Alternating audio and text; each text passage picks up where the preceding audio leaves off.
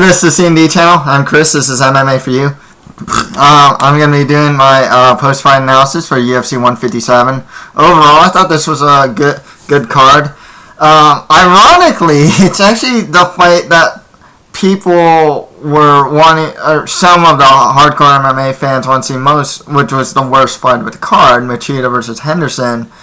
I'll actually get to that because there's a weird irony actually with how the main event turned out and how the co-main turned out that I guess it's very interesting. I guess with the way the UFC is right now, I might actually have to go through what I'm going to call. I will do a cut, who I think is probably going to be cut from the promotion list.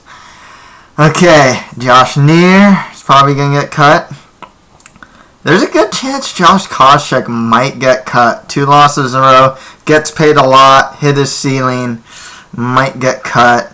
LeVar Johnson possibly might get cut. He's an exciting fighter, though. He did get kind of, he got grinded on for the most part. Anton Kuvanen probably gets cut. Grice won his last fight, so not Grice. Carlos Fedor, he probably gets cut. Brock Jardine gets cut. Maybe John Manley. Most likely Yuri Villafort. But yeah, overall, I like this card. Man, that main event was really exciting. I mean, it didn't last a full round, but it almost did. It almost went to the second round. It was a fun fight, actually. I mean, a lot of the hype. I'm glad that the fight was... let's just get to the fight. Ronda Rousey beat Liz Carmouche by armbar. I didn't get the time. It was within 20 seconds left of... I think it was 12 seconds of the first round. I mean, pretty much... when you watch Vitor Belfort versus John Jones and you see the armbar. And it's oh, wow, Vitor could have won there. Or Carlos Condit got that head kick on GSP. It's oh, wow.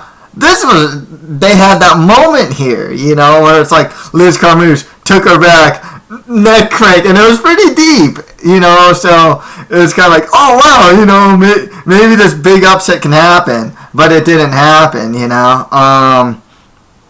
but, that moment when she got her back and was working that neck crank, that's when things get really exciting. Yeah, overall, though, Liz Carmouche, I think this fight also kind of shows me something else, too. That, I think Ronda Rousey will beat pretty much any 135-pound female out there. Personally, I do find Sarah McMahon and Alexis Davis to be very interesting stylistic matchups for her. Most likely, Rousey gets the winner of Miesha Tate versus Kat Zingano. Liz Carmouche probably gets a loser of that fight. But when you go to Sarah McMahon, Olympic silver medalist, very strong in the clinch herself. Her ground game though isn't the best. She can get herself caught in bad positions. You saw in the Baszler fight.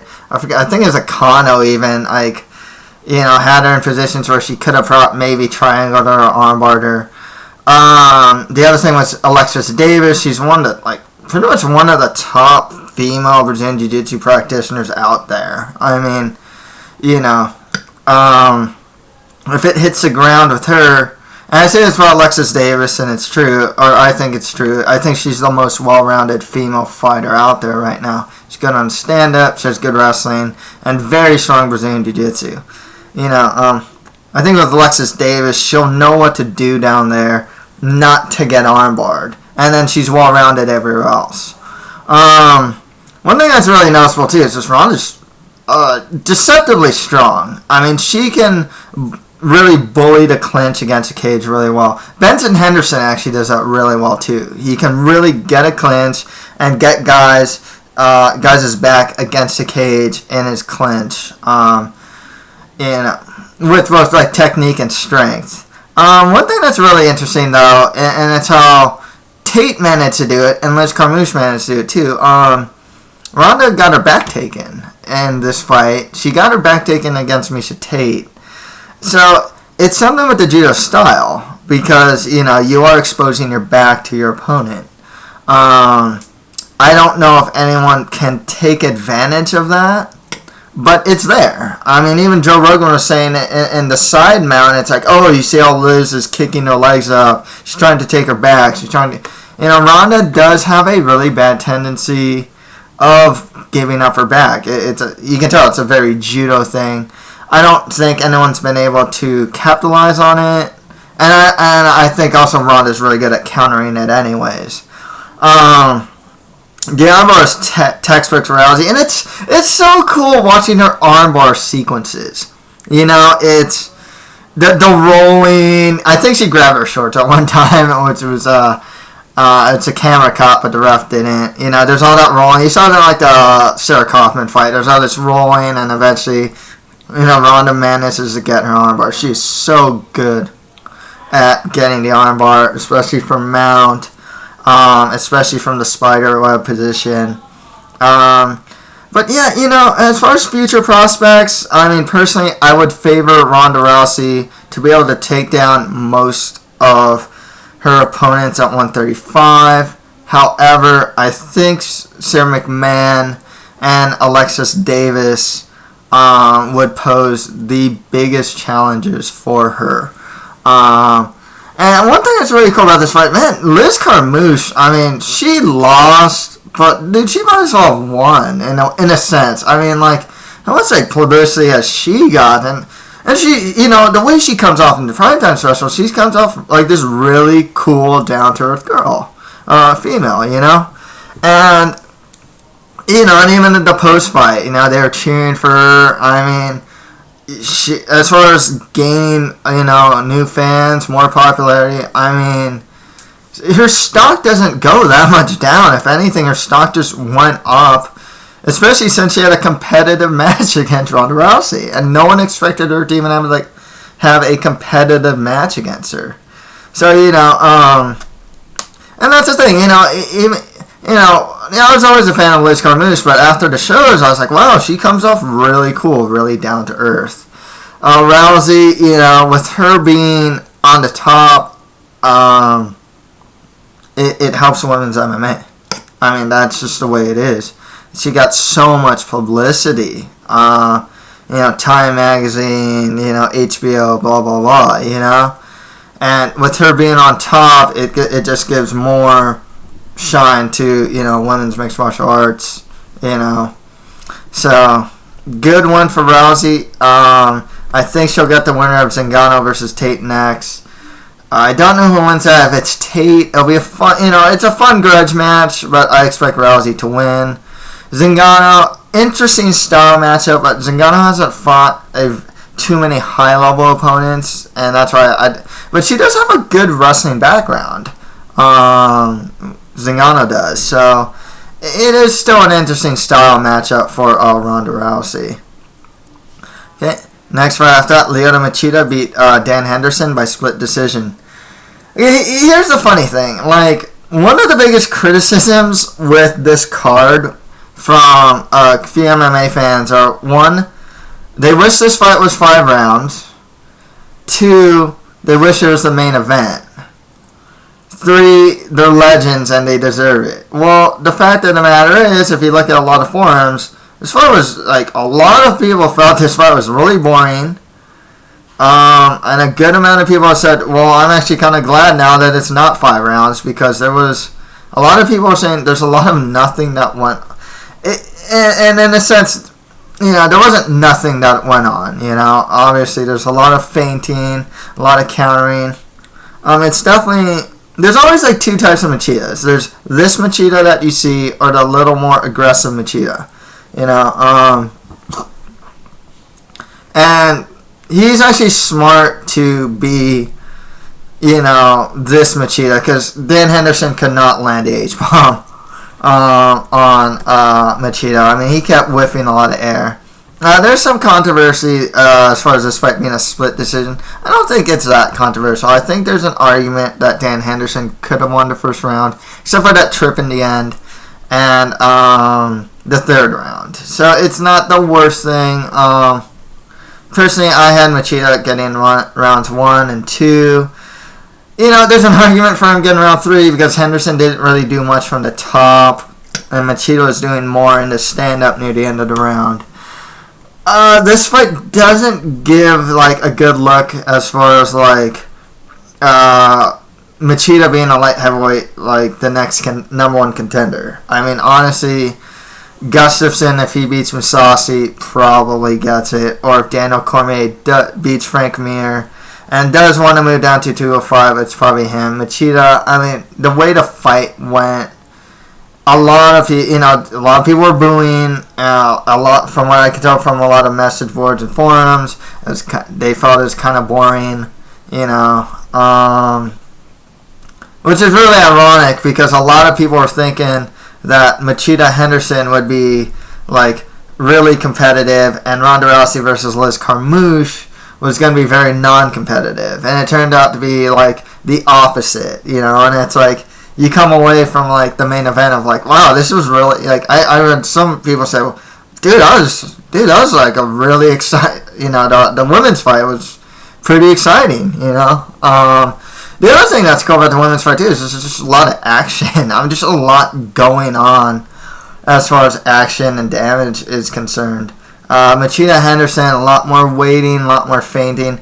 I like that stuff, and I love Machida. I'm also the type of guy when I spar and whatnot, I'm very defensive. I like to, not get hit but hit the other guy. I'm that type of guy too. So I totally understand why Machida fought the way he did, and it was fine. He got the win.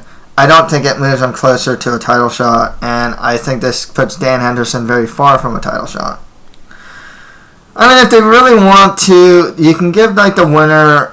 Well, I know Glover Teixeira trains with Machida, so I don't know if they'll do that. But you can do and same with Nogueira, he trains with Machida too. There's Machida going down to 185, which could happen. He weighed in at 202. But maybe you can give him the winner of Mousasi versus Gustafsson, winner of Glover Teixeira versus Ryan Bader, maybe, and Dan Henderson gets the loser of those fights. It's really hard to say. Light heavyweight, a lot of the top guys have fought each other. I know Phil Davis and Machida were supposed to fight each other at one time. Phil Davis beats Benny Magalesh. Phil Davis versus Machida doesn't sound too bad either. Next round after that, Uriah Faber beat Ivan Menjivar by rear naked choke in the first round. This was a fun fight. I like this fight. That back take at the end was really cool. That judo throw that Ivan Menjivar hit on Faber was really cool, and the reversal was really cool. So this was a cool fight, even though it lasted a round. As far as what it does for Faber, there's a good possibility that he's gonna get the winner of Burrell versus Cruz or something like that. And if Cruz wins, you do Cruz Faber 3. Makes perfect sense. Menjivar is just gonna be back to where he was, kind of like an upper mid-tier guy. He lost Easton, but he might fight Anesh Sunshell or who else is up there. It'd be a good comeback fight for a Michael McDonald. You can do Pickett versus Menjivar. Just guys like that. Faber though, I don't know what's gonna happen with Burrell and Cruz. I'm sure they're gonna fight each other. I just don't know when, and I don't know if they're gonna make Faber wait. If that's not the case, I know Pickett or Eddie Wineland beat Pickett, so that's a good fight there. But Faber's fought Eddie Wineland before and beat him. This is where it gets kind of tough. So, the other one you can do is Faber Michael McDonald. That actually wouldn't be too bad. I know a lot of people don't like winners versus losers, but I like the exception being made when the loser is coming off was a title fight. I don't think that's a big problem. Next right after that, Court McGee beat Josh Neer by unanimous decision. Good fight, I think it kind of showed, but Neer was in the fight. In the first round, he was almost done, but in the second round especially, Neer was in the fight. I hate to say, I like Court McGee, he's a, blue-collar fighter, very workmanlike, but, I think he's just going to be stuck as a perpetual mid-tier guy. He works hard. He outworks his opponents. Well-rounded enough, but not a master of any particular skill in MMA. He's big for his weight class, though. As far as he can get next, jeez, I don't know who's coming off wins. So many guys are cut. Give him like Matt Riddle or something like that. There you go, Matt Riddle. That wouldn't be too bad. Versus McGee. Or just someone in the mid-tier, you know. Winner of Matt Brown versus Dan Hardy wouldn't be too bad either. Like I said with Neer, I think he's probably going to get cut. He got knocked out by Mike Pyle in his last fight. And he just got lost to Court McGee here. He looks like a veteran, you know. Like, he looks shot-worn. Tends to brawl a little more and whatnot. Still a good test for guys like Court McGee. Tough out, you know, just a really tough fighter. I can definitely see him getting cut. Next round, I thought Robbie Lawler beat Josh Koscheck by TKO in the first round. I didn't expect that, you know. Dave called it, actually, you know, Robbie Lawler. I was impressed with Lawler. One, he looked really fit. Two, when he got taken down, he scrambled back to his feet in a really, you know, really technical way. And three, he launched some really deadly ground and pound. That stoppage was a bit questionable. You know, I've heard some people say that maybe they should have let Lawler hit him a couple more times because it seemed kind of awkward. I think Josh Koscheck just might be a bit shot-worn himself. Like, and also his motivation. Like, the guy's not going to fight GSP again. He's kind of in limbo. You know, I don't know about his, like, motivation to fight these days, personally. He's still a top guy. I just don't know, you know, where he can really put him, you know. You lost Robbie Lawler. He's been around there. He has heavy hands, you know. He's a veteran, you know, good takedown defense. I can't imagine him being, like, a title contender, though. But, like, after a win over Koscheck, you're going to have to give him, like, more top guys. You give him, like, a Mike Pierce, though. Or Tarek Safadine. That'd be pretty cool. The winner of, like, Marquardt versus Ellenberger. You know. Tyron Woodley versus Lawler. There's some good fights for him. Koscheck, I think he might be cut. If not, just... It's really hard to say. You kind of have to give him someone a little closer to the top. Maybe the loser of, like, Ellenberger, Marquardt, or, like, loser of Condit versus Hendricks. Okay, on to the prelims. Well, this fight actually wasn't the best fight either. Brendan Shaw beat LeVar Johnson by unanimous decision. As far as overall picks here, I got 1, 2... How many fights were there? 5, 9, out of 12. I got 7. I didn't do too bad here, actually. But yeah, you know, this was a case of, like, if the fight was standing, I think standing any, like, for long periods of time, I think LeVar Johnson would have won. At the very least, LeVar Johnson showed that he had, like, he went from, like, no grappling to, like, somewhat poor grappling. You know, I mean, he you know, he almost got caught in anaconda chokes, though. But he didn't look... I've seen him look really bad on the ground and on his back. He didn't look super bad here, in my opinion, compared to what I've seen. It's hard to say what happens with this guy. I mean, you know, he's coming off, like, 2 losses in a row now. He's an exciting fighter. You can give him more, like, mid to lower tier guys of heavyweight. Shaw, I mean, oh man, this guy used to be a pretty top prospect. Then he gets knocked out by guys like Nelson, which is fine, but then he got knocked out by Nogueira and Rothwell. Came back with a win over LeVar Johnson. I mean, he should just fight more like mid to lower tiers of his division. I'm thinking the winner of Sean Jordan versus Pat Barry. If you want to get on someone high up there, you know, you give him like a Travis Brown or I don't mind seeing Brendan Shaw versus Todd Duffy. That'd be kind of cool too. Next fight I thought Michael Chiesa beat Anton Kovanen by rear naked choke in the second round. Chiesa, he kind of reminds me of McGee. Like, you know, he's a good fighter, but he actually has a really strong Brazilian Jiu-Jitsu game. But I can't I have a really hard time seeing him get past mid-tier. I have a really hard time seeing. So he's definitely lacking in the stand-up department. His grappling though is really good, and I think Kubanen's probably gonna get cut after this.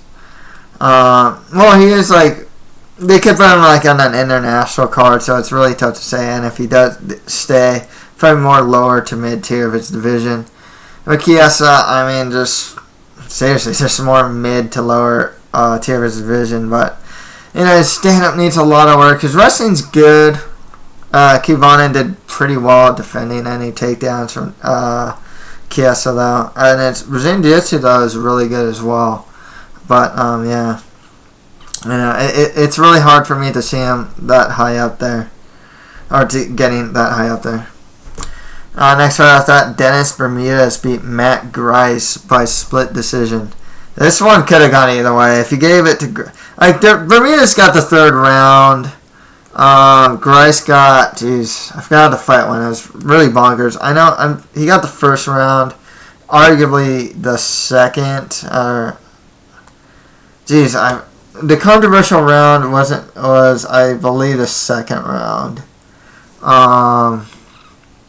But yeah, it was a really fun fight. Bermudez's defense is terrible. His overall resilience and recovery ability is really good, but man, I think every fighter he's fought has hit him clean and rocked him. Whether it's up kicks from Pablo Garza, a knee when Bermudez was shooting against Tommy Hayden, this guy that gets hit clean a lot. He goes forward in a straight line and just gets hit. He's really hittable. Grice looked really good, his striking's a pretty strong wrestler. I can see him get a little better in the division, and both these guys, I mean, Bermudez is still pretty young. He has to short those holes though, man. This guy is just so not defensively sound. But yeah, he's on now a 3-fight win streak. You kind of got to give Bermudez, maybe the winner of Elkins versus Carvalho or something like that, or someone that's coming out like a Nick Lentz. 3-fight win streak. Exciting fighter, has really fun fights. Kind of got to give him a step up. Grice, more lower to mid-tier of the division. Okay, next right after that, Sam Stout beat Carlos Fedor by split decision. Sam Stout, the thing with this fight is Fedor, he's really good in the clinch, and actually, Sam Stout was pretty much better in the clinch. Stout would get taken down, but Fedor couldn't do anything, and Stout would get back to his feet. He was doing well in the stand-up, too. I was actually, because I always see Sam Stout as a guy that's, in mid-tier purgatory. But this was a good performance for him. I saw a little more out of his game than I usually do. Against a good opponent, too. Carlos Fedor, solid guy. I think Stout has, double the amount of fights of Fedor, but, Fedor's coming off 2 losses now. I know he lost to Pat Healy and now to Sam Stout. I can't see him staying in the UFC. And he needs more seasoning anyways. If they keep him, though, more lower to mid-tier of his division. He's a good prospect. Sam Stout, tough guy, just to fight in your first fight in the UFC.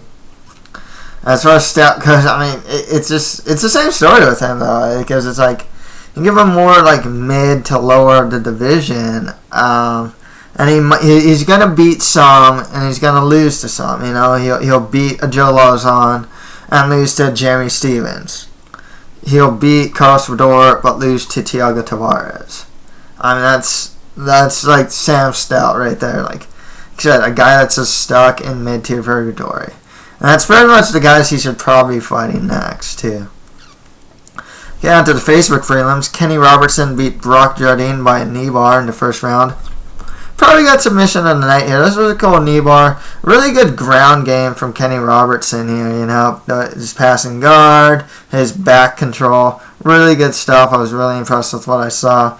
Jardine's most likely going to get cut from from the UFC because he's coming off 2 losses. With Robertson, some more lower to mid tiers of the division. And next fight, that Neil Magny beat John Manley by unanimous decision. Manley, I mean, he had a hard time, his game plan was to get the fight to the floor, his stand-up. He didn't have as good stand-up as Magny, and Magny was able to shuck a lot of his takedowns. I mean, there's not too much to say here. Magny looked pretty good, though. Just more lower to mid-tier of the division. Manley, he might get cut. He might get another chance because I think this is his first fight in the UFC. So it's really hard to say, but more lower to mid-tier division with him too. And finally, Nashawn Burrell beat Yuri Villafort by unanimous decision. Fun fight. I really like this. I'd really hope after a performance like this that they'd keep Yuri Villafort. Even though he's coming off 2 losses on the row now, he lost to a tall, lanky kid. Just find Rick's story. I forgot his name now. Jeez, that one guy with really good jiu-jitsu name is just totally, just escaping me at this moment. But Nashawn, really athletic guy, good hands. Villafort had better ground game and better kicks, but Nashawn showed better hands and just overall better athleticism and good defense. Yuri's 21. Guys got a rock solid chin. And Burrell just really good, really improving. Only 23. This guy's going. Both these guys definitely have big futures. Like when I see like these guys, I can see. It's hard for me to really see their ceiling. With other guys, you can kind of get this idea of like, okay, I can't really see them get past mid tier. These 2 guys, I don't know. I think with their youth, especially, and just how good they are at this point, I can see them get pretty far. So that's pretty much it for my UFC 157 post-fight analysis. If you have any comments, just leave them below. And that's it for MMA for you. Thank you guys very much.